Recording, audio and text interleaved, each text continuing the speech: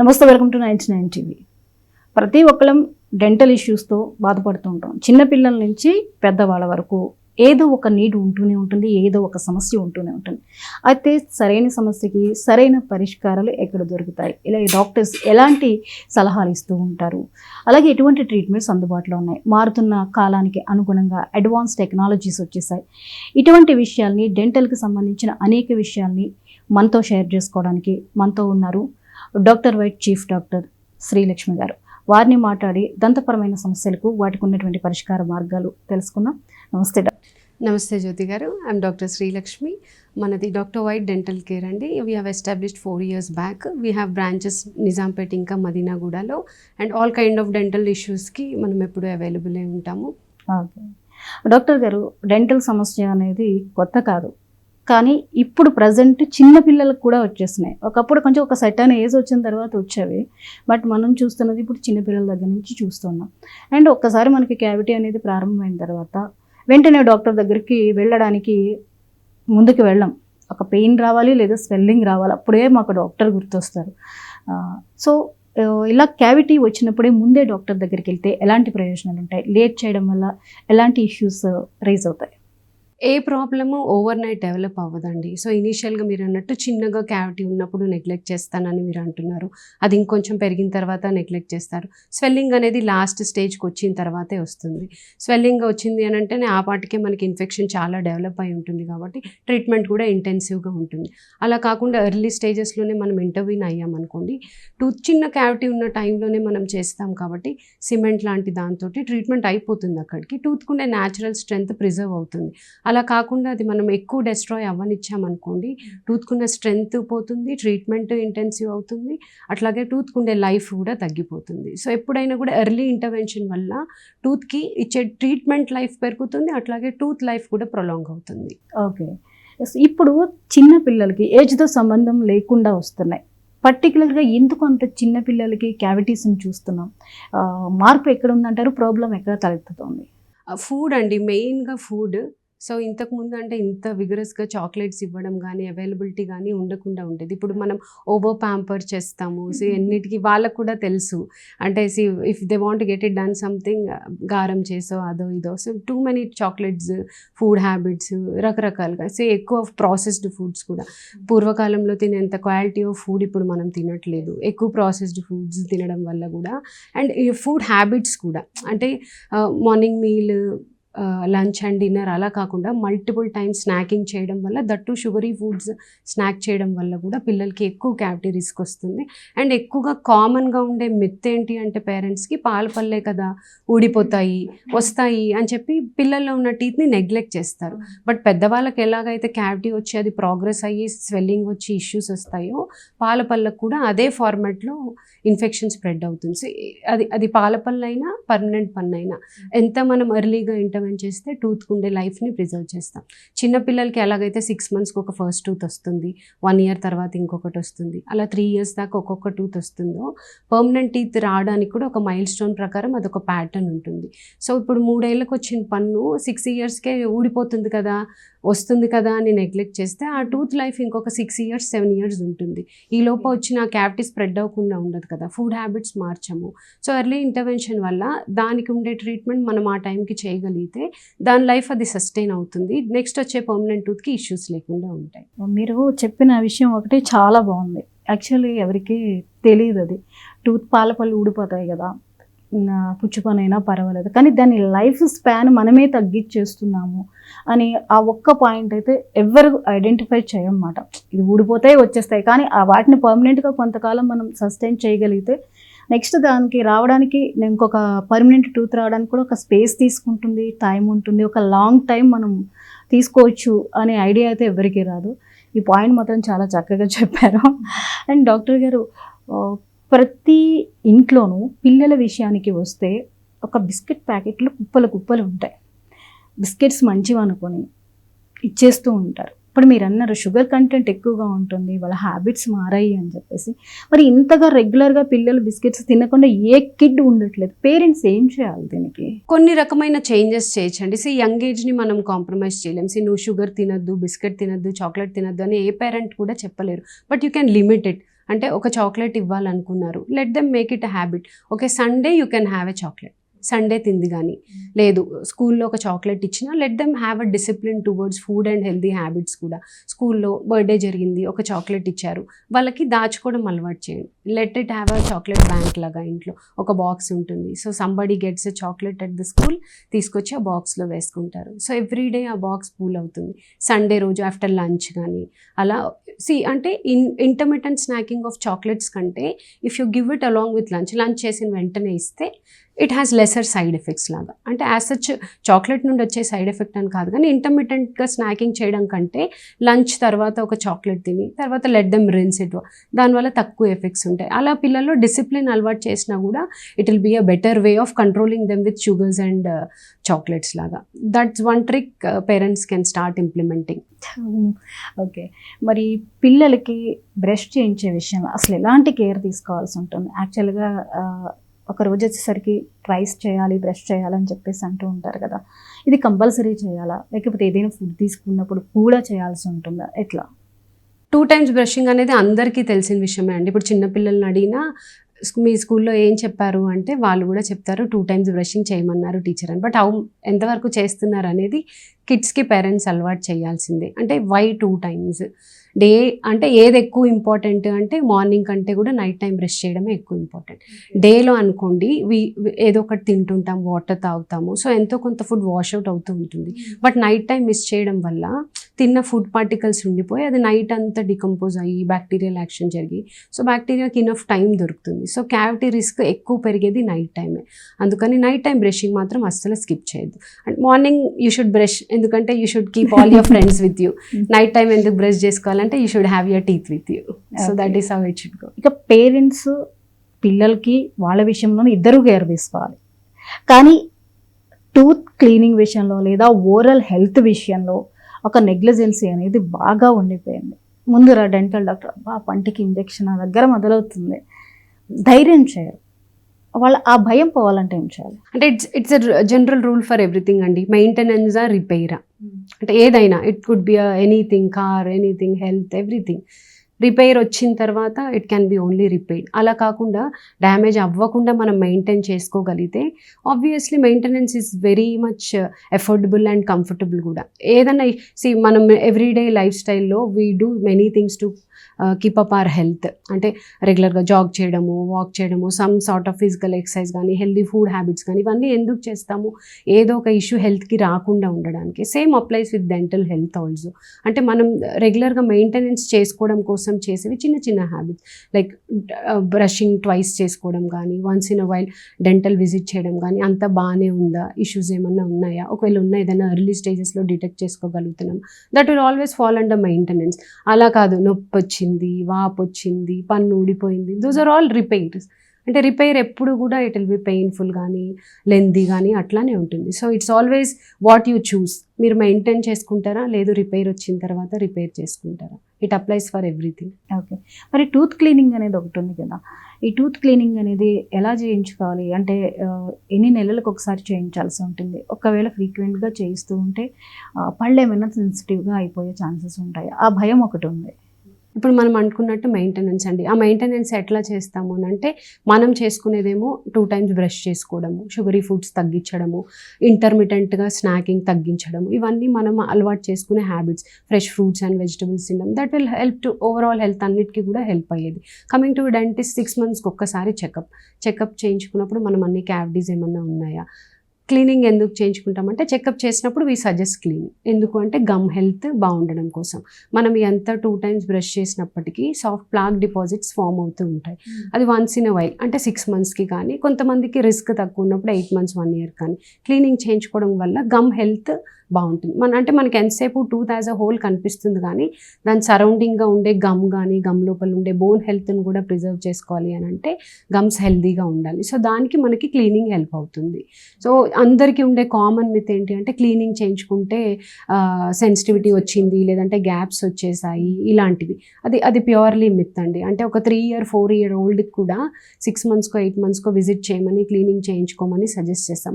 మన టూత్ మీద ఉండే ఎనామిల్ చాలా స్ట్రెంత్ ఉంటుంది. స్కేలింగ్ లేదంటే మనం చేసే క్లీనింగ్ సర్ఫేస్ని కూడా టచ్ చేసి అప్గ్రేడ్ ఏం చేయదు.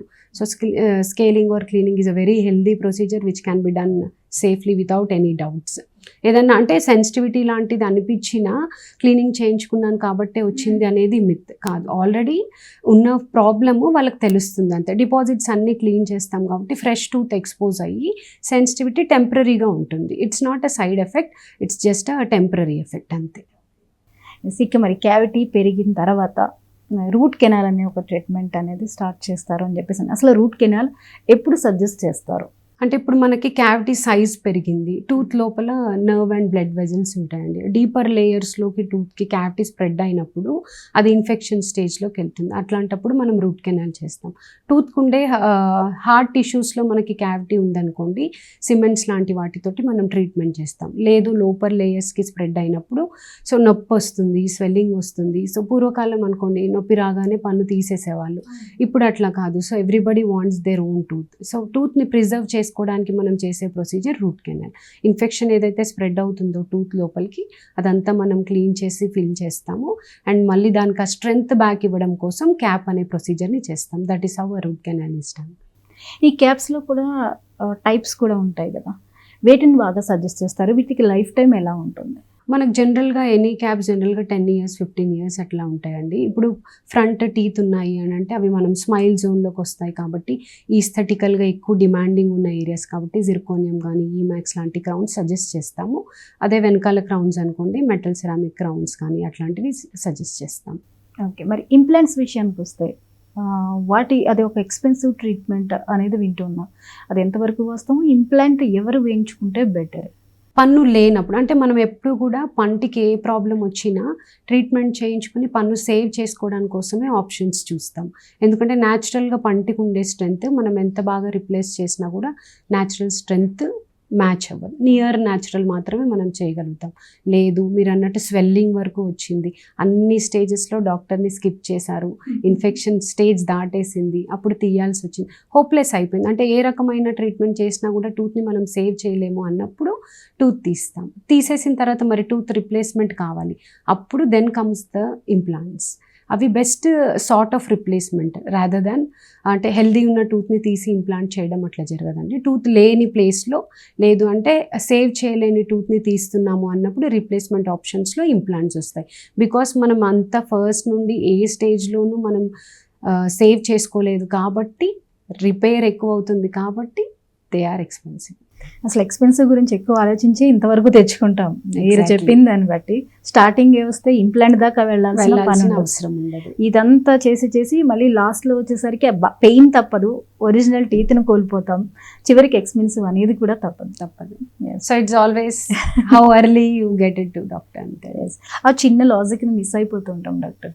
ప్రాబ్లం వచ్చిన తర్వాత అది పెద్దదైతే రేపు చూద్దాం ఎల్లుండి చూద్దాం అంటే సంవత్సరాలు గడిపేస్తాం. ఈ లోపు మళ్ళీ మెడిసిన్స్ వేసుకుని హోమ్ రెమెడీస్ చేసి అవి ఇవి చేసేసరికి ఎంతో కొంత డ్యామేజ్ స్ప్రెడ్ అవుతుంది. దానివల్ల మనకి ఇంకొంచెం ఎక్కువ పెయిన్ అండ్ సఫరింగ్ జరుగుతుంది. ఇక పిల్లల్లో చాలామంది, పిల్లలని కాదండి, పర్మనెంట్ టూత్ వచ్చిన తర్వాత సమ్ టైమ్స్ అన్ఎక్స్పెక్టెడ్లీ యాక్సిడెంట్స్ జరగచ్చు, లేదా ఆడుకునేటప్పుడు పడిపోతూ ఉంటారు, మెట్ల నుంచి జారిపడుతూ ఉంటారు. అలాంటప్పుడు పన్ను ఇరగడం ఇలాంటి ఇన్సిడెంట్స్ మనం చూస్తూ ఉంటాం. పర్మనెంట్ టూత్ వచ్చాక సగం పన్ను ఇరిగిపోయి ఇలాంటి సందర్భాలు చాలామందికి వస్తూ ఉంటాయి. అలాంటప్పుడు పర్మనెంట్ టూత్ని రిమూవ్ చేయాల్సిందేనా, లేదు ఆ పన్నును కూడా ప్రొటెక్ట్ చేసే ఛాన్సెస్ ఉందా? ఎప్పుడు కూడా కిడ్స్లో పర్మనెంట్ టూత్ వచ్చిన తర్వాత ఎనీ కైండ్ ఆఫ్ ట్రామా జరిగినప్పుడు దాన్ని సేవ్ చేయడానికి మనం చూస్తామండి. ఎందుకంటే మిల్క్ టూత్ అనుకోండి అది ఊడిన తర్వాత మళ్ళీ వస్తుంది అని, బట్ పర్మనెంట్ టీత్ అవి మళ్ళీ అంటే ఒక్కొక్కసారి పేరెంట్స్కి అది మిల్క్ టూతో పర్మనెంట్ టూతో తెలియక నెగ్లెక్ట్ చేస్తారు అలాంటిది కూడా. సో అంటే ఇన్సిడెంట్ జరిగిన వెంటనే కనుక మనం డెంటిస్ట్ని అప్రోచ్ అయ్యామనుకోండి, చిన్న క్రాక్ లాంటిదో లేదంటే చిన్న పార్ట్ ఆఫ్ ఫ్రాగ్మెంటే విరిగింది అనుకోండి, మనం అదే రోజు సేమ్ డే రెస్టోర్ చేయొచ్చు. అలా కాకుండా డ్యామేజ్ ఎక్కువ అయింది అనుకోండి, మనకి ఎంత లెవెల్ ఆఫ్ డ్యామేజ్ జరిగింది అన్న బట్టి డిఫరెంట్ ఆప్షన్స్ ఉంటాయి.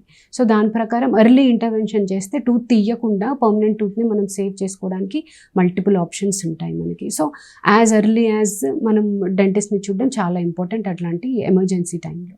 ఓకే, ఇకపోతే టూత్ అందంగా ఉండాలని, చక్కటి పలువరుస ఉండాలని అందరం కోరుకుంటాం. బట్ మ్యానుఫ్యాక్చరింగ్ ఎఫెక్టో ఏదో ఒకటి చిన్న డిస్టర్బెన్సెస్ కొందరి టూత్లో ఉంటూ ఉంటుంది.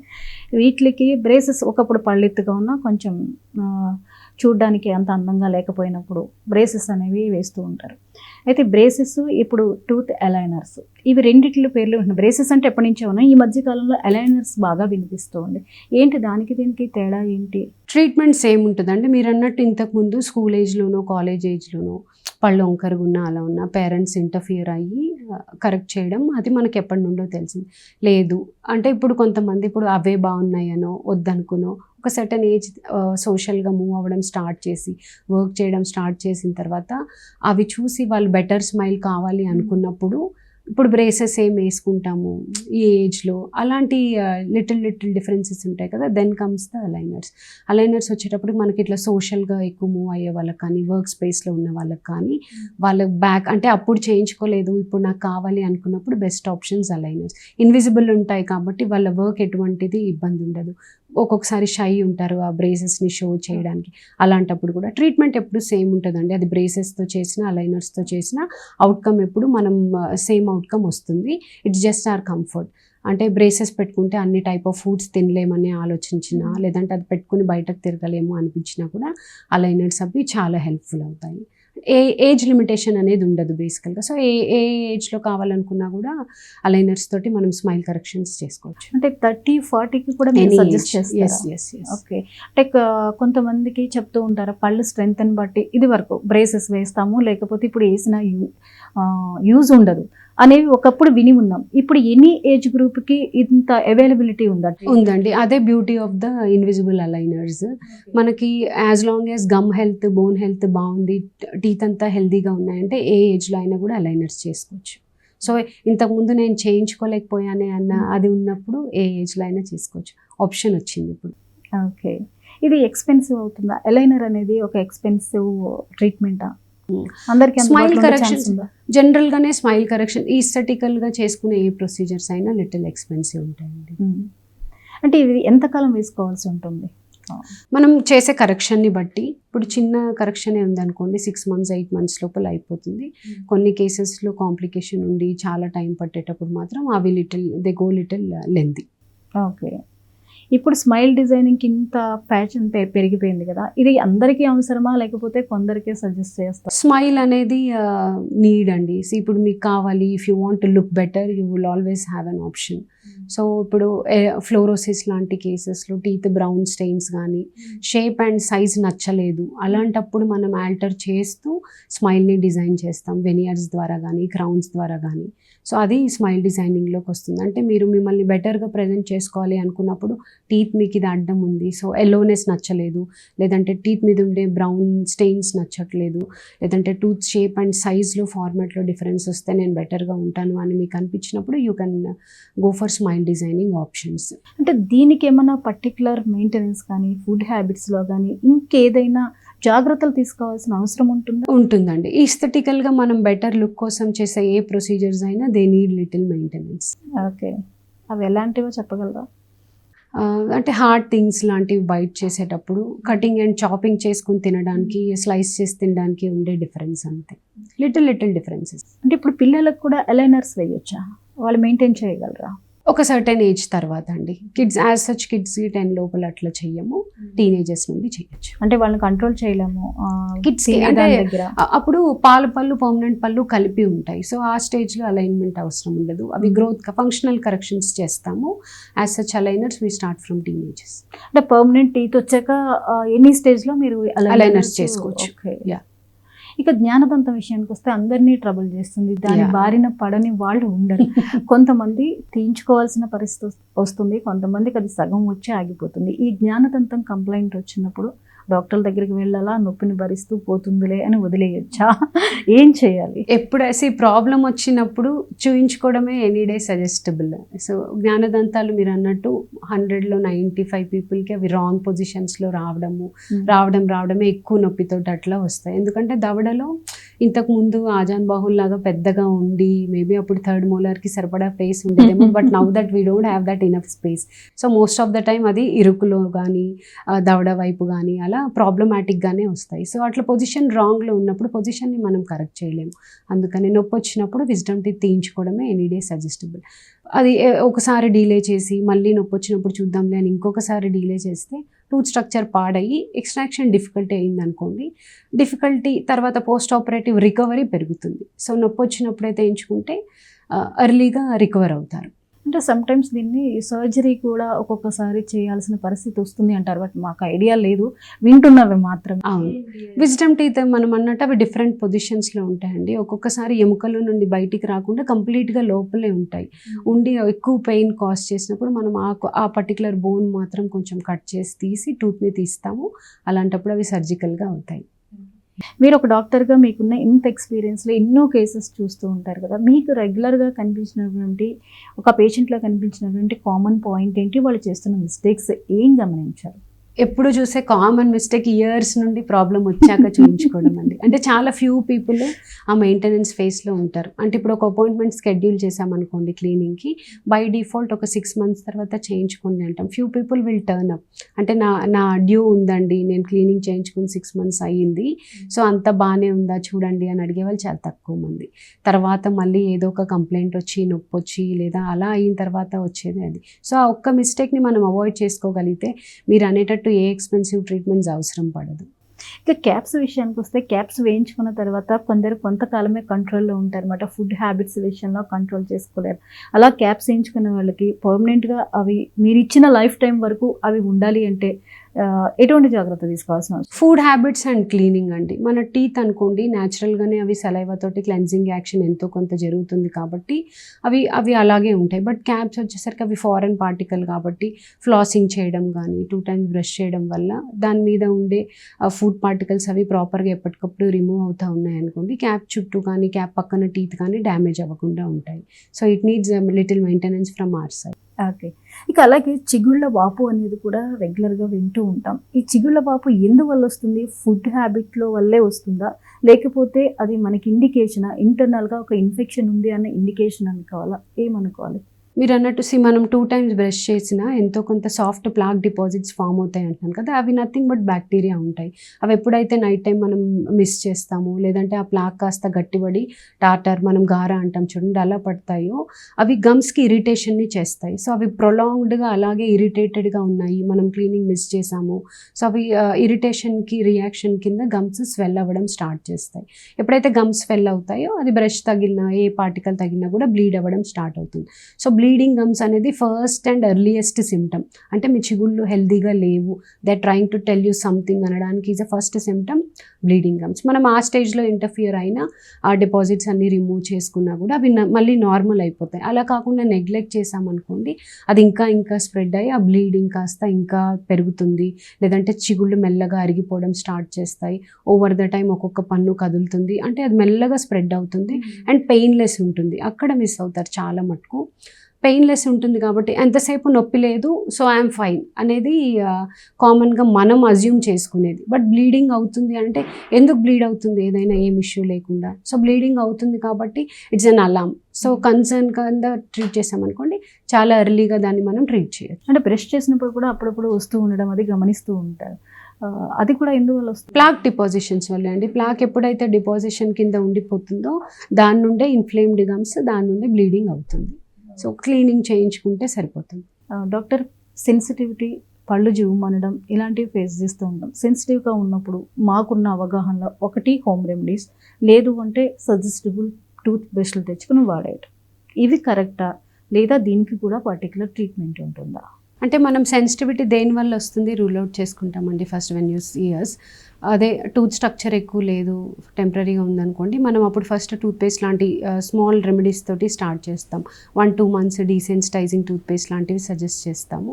దాని తర్వాత తగ్గిపోయింది అని అంటే well and good, you can switch back to regular toothpaste and తగ్గిపోతుంది. అలా లేదు టూత్ అరిగిపోయింది, కొంతమందికి టీత్ గ్రైండ్ చేసే హ్యాబిట్స్ కానీ లేదంటే గుట్కా లాంటివి నవ్వలే హ్యాబిట్స్ కానీ ఇవన్నీ పారాఫంక్షన్స్ అంటాం. అలాంటి ఎక్స్ట్రా లోడ్ పడే హ్యాబిట్స్ ఉన్నప్పుడు కూడా టీత్ అరిగిపోతాయి. సో అలా టూత్ ఎక్కువ స్ట్రక్చర్ అరిగిపోవడం వల్ల సెన్సిటివిటీ వచ్చింది అనుకోండి, దెన్ అప్పుడు మనకి ట్రీట్మెంట్ ఆప్షన్స్ వేరీ అవుతాయి. అలా కాకుండా హార్డ్గా బ్రషింగ్ చేసే హ్యాబిట్స్ ఉంటాయి కొంతమందికి, ఎంతసేపు వెరీ హార్డ్ బ్రిజిల్స్ యూస్ చేసి మనం బలమంతా పెట్టి టీత్ మీద బ్రష్ చేస్తాం. అలాంటప్పుడు అదే బలంగా చాలా ఇయర్స్ అదే హ్యాబిట్లో చేసినప్పుడు టూత్ సర్ఫేస్ డ్యామేజ్ అవుతుంది. అలాంటప్పుడు కూడా సెన్సిటివిటీ ఉంటుంది. ఎక్కువ స్ట్రక్చర్ పోయిందనుకోండి, మనం సిమెంట్ తోటి రీబిల్డ్ చేయడం లాంటి ఆప్షన్స్ ఉంటాయి. అలా కాకుండా నేను అన్నట్టు బ్రక్సిజం లాంటి పారాఫంక్షన్ హ్యాబిట్స్ ఉన్నప్పుడు టూత్ స్ట్రక్చర్ చాలా ఎక్కువ పోయిందనుకోండి, వాటిని మళ్ళీ మనం టూత్ని రీబిల్డ్ చేసే డిఫరెంట్ ప్రొసీజర్స్ ఉంటాయి. సో టూత్ సెన్సిటివిటీకి రూట్ కాజ్ ఏంటి అన్న దాన్ని బట్టి మనకి డిఫరెంట్ ఆప్షన్స్ ఉంటాయి. మనం అది చూసిన తర్వాత చెప్పగలుగుతాం. ఇకపోతే మనం పళ్ళ గురించి మాట్లాడుతూ చిగుళ్ళ దగ్గర ఆగిపోయాం. చిగుళ్ళు కూడా హెల్తీగా ఉండాలి అంటే ఈ స్వెల్లింగ్లు కానీ, రక్తం కారడం కానీ, దీనికి ఏమైనా ట్రీట్మెంట్ ఉందా? ఎంతసేపు మనం టూత్ ఒక్కటి హెల్దీగా ఉన్నా చిగుళ్ళ సపోర్ట్ లేదనుకోండి, టూత్ ఈవెన్చువల్గా కూడా ఫాల్ అయిపోతుంది. అంటే సర్టెన్ ఏజ్తో పాటు హార్మోనల్ చేంజెస్ కానీ, డయాబెటీస్ లాంటి కండిషన్స్ ఉన్నప్పుడు కూడా వాటి ఇండైరెక్ట్ ఎఫెక్ట్ గమ్స్ మీద పడుతుంది. మీరు అన్నట్టు బ్లీడింగ్ గమ్స్, అంటే పొద్దున్న లెగ్గానే బ్రష్ చేసేటప్పుడు గమ్స్ ఎందుకు బ్లీడ్ అవుతుంది, ఆ స్టేజ్లో మనం ఇంటర్ఫియర్ అయ్యామనుకోండి, లేదు లోపల స్ట్రక్చర్ ఏం పాడవలేదు, ఉట్టిగా ఎర్లీ సైన్లోనే మీరు చూయించుకున్నారు అంటే గమ్స్ వరకు మనం క్లీన్ చేసుకుంటే అవి మళ్ళీ హెల్దీగా అవ్వడానికి స్కోప్ ఉంటుంది. అలా కాదు, మీరు ఇంకా నెగ్లెక్ట్ చేశారు, పస్ వస్తుంది, గమ్స్ ఇంకా బ్లీడ్ అవుతున్నాయి, టూత్ ఇంకా లూజ్ అవుతుంది అన్నప్పుడు ఒక్కొక్కసారి మనం గమ్ సర్జరీస్ కూడా చేయాల్సి వస్తుంది. డిపెండింగ్ అపాన్ ద స్టేజ్, అంటే ఏ స్టేజ్లో మనం దాన్ని ఇంటర్ఫీన్ చేస్తున్నాం అన్న దాన్ని బట్టి అది సింపుల్ క్లీనింగ్ అవ్వచ్చు, లేదా ఇంటెన్సివ్గా చేసే ఫ్లాప్ సర్జరీ లాంటి గమ్ ప్రొసీజర్స్ అవ్వచ్చు. ఓకే, అంటే ఫ్లాప్ సర్జరీ అనేది ఎంతవరకు పేషెంట్స్ దాన్ని ఏదైనా పెయిన్ఫుల్ ఉంటుందా, లేకపోతే చాలా సింపుల్గా అయిపోయి విత్ మోడర్న్ టెక్నిక్స్ అండి, all dental procedures are painless చెప్పాలి అని అంటే ఎప్పుడైనా కూడా మనం ఎక్కువ నెగ్లెక్ట్ చేసి మీరు వచ్చేసప్పటికీ అది స్వెల్లింగ్ పెయిన్లో వస్తే అప్పుడు అది ఆల్రెడీ పెయిన్ అండ్ స్వెల్లింగ్ ఉంటుంది కాబట్టి అది తగ్గడానికి మనం చేసే ప్రొసీజర్ కూడా ఇనీషియల్గా కొంచెం పెయిన్ఫుల్ అనిపిస్తాయి. లేదు అని అంటే ఏ డెంటల్ ప్రొసీజర్ అయినా అనస్థీషియాలో చేసేది జీరో పెయిన్ తోటే ఉంటుంది. So pain is not a big issue unless until it is kept under control. So negligence చేయనంత వరకు ఏది పెయిన్ఫుల్ కాదు. ఇక పెద్దవాళ్ళ విషయానికి వస్తే ఏజ్ ఫ్యాక్టర్తో పళ్ళని ఊడిపోయేటటువంటి పరిస్థితి వస్తుంది. వాళ్ళకి కట్టుడు పళ్ళు అని చెప్పేసి పెడుతూ ఉంటారు. ఇదేంటి ట్రీట్మెంట్ ఏంటి, దీనిలో టైప్స్ ఉన్నాయా, ఎలాంటివి సజెస్ట్ చేస్తారు? అంటే మనకు పెద్దవాళ్ళు వచ్చేసరికి మనకి ఫుల్ మొత్తం టీత్ అంతా రిప్లేస్ చేసేటప్పుడు ఫిక్స్డ్ ఆప్షన్స్ ఉంటాయండి, అట్లాగే రిమూవబుల్ ఆప్షన్స్ కూడా ఉంటాయి. దీంట్లో ఫిక్స్డ్ కూడా ఉంటుంది. మనం ఎప్పటి నుండో చూస్తున్నాం, ఇప్పుడు తాతయ్యలు కానీ వాళ్ళు కానీ తీసి పళ్ళ సెట్ కడుక్కొని మళ్ళీ పెట్టి వాటిని మనం డెంచర్స్ అంటాము. అదొక వే ఆఫ్ రిప్లేసింగ్ టీత్. అవి రిమూవబుల్, అంటే డే మొత్తం వేర్ చేస్తారు, పడుకునేటప్పుడు తీసేసి మళ్ళీ నెక్స్ట్ డే వేర్ చేస్తారు, అది రిమూవబుల్. అలా కాకుండా ఫిక్స్డ్ ఆప్షన్స్ వచ్చేసి ఇంప్లాంట్స్. మనం పైన కింద ఎముక ఎంత స్ట్రెంత్ ఉందో చూసుకుని దాన్ని బట్టి ఇంప్లాంట్స్ వేస్తాము. పైన కింద ఇంప్లాంట్స్ వేసి దానికి మనం ఫిక్స్డ్ టీత్ అమరుస్తాం. అవి ఫుల్ మౌత్ ఇంప్లాంట్స్ అంటాము. దీస్ ఆర్ ద 2 ఆప్షన్స్ మనకి పెద్దవాళ్ళకి పళ్ళని రీప్లేస్ చేద్దాము అనుకున్నప్పుడు. అంటే ఒక 50-60 దాటిన తర్వాత కూడా ఈ ఇంప్లాంట్స్తో ఏ ఇబ్బంది ఉండదా? మనం మెయింటైన్ చేసినంత వరకు ఏ ట్రీట్మెంట్కి ఇబ్బంది ఉండదండి. ఏ ట్రీట్మెంట్ అయినా కూడా మెయింటెనెన్స్ అవసరం. అంటే ఇంప్లాంట్స్ చేంజ్ చేసుకున్నాం కదా అయిపోయింది అన్నట్టు ఉండదు. లిటిల్ అంటే cleanliness is very much important. Implants వేసుకున్న తర్వాత అయినా ప్రాపర్గా బ్రష్ చేసుకుంటూ, నీట్గా ఉంచుకుంటూ, వన్స్ ఇన్ వైల్ డాక్టర్ని చూపించుకుంటూ, రెగ్యులర్ హెల్త్ని కూడా ఓవరాల్గా మెయింటైన్ చేసినంత వరకు ఇంప్లాంట్స్కి జనరల్గా ఏ ఇష్యూస్ రావు. లేదు అన్కంట్రోల్డ్ డయాబెటీస్ వస్తుంది, ఏజ్తో పాటు షుగర్ లెవెల్స్ పెరిగాయి, ఓవరాల్ హెల్త్ డెటీరియేట్ అయింది, అప్పుడు దాని ఎఫెక్ట్ కింద ఇంప్లాంట్స్ కింద కూడా మనం చూస్తాం. అంటే ఇప్పుడు సపోజ్ ఒక షుగర్ పేషెంట్, బీపీ పేషెంట్స్ ఈరోజు కామన్ అయిపోయినాయి, ఇంకా ఏజ్ ఫ్యాక్టర్ కూడా ఉందనుకోండి, అలాంటి వాళ్ళకి ట్రీట్మెంట్ మీరు ఎప్పుడు సజెస్ట్ చేస్తారు? వాళ్ళ హెల్త్ కంట్రోల్ని మీరు ఎలా మానిటర్ చేస్తారు? ఇప్పుడు అన్కంట్రోల్డ్ డయాబెటీస్ అట్లా ఉందనుకోండి, ఇంప్లాంట్స్ చేయలేము. సో జనరల్ హెల్త్ కూడా చెక్లో ఉండాల్సిందే ఫ్యూ ట్రీట్మెంట్స్కి.